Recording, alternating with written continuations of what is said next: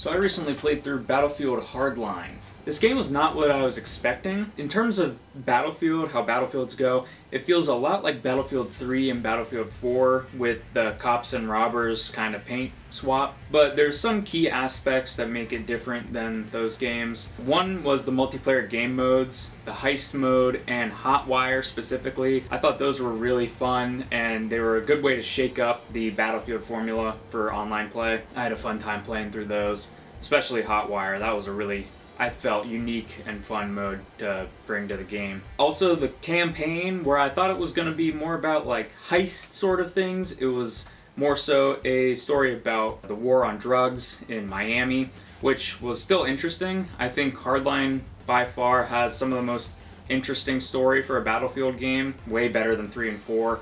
I can actually remember the characters in this game, for instance. The gameplay in the campaign also reminds me a lot of Far Cry. There's more of an emphasis on stealth gameplay, distracting enemies and taking them down, as opposed to run and gun action that you might find in something like Battlefield 3 or Battlefield 1. This game definitely is a little bit more buggy and less polished, which I think is kind of the general census on the game. It definitely seems like it was a little bit quicker than the other games in terms of the quality assurance side, but it wasn't that terrible. I ran into a few graphical glitches and some audio glitches, but other than that, it wasn't anything too major. The biggest thing that's kind of just weird about the game is how it connects on a real life basis, I guess.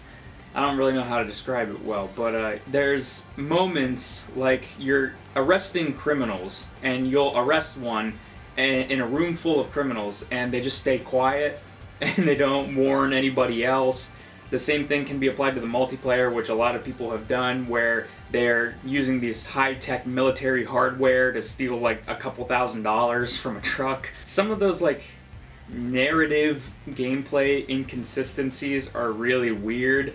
But overall, I think the game was pretty fun. If you can find it for really cheap, I would recommend you get it and give it a playthrough, especially if you like the Battlefield games.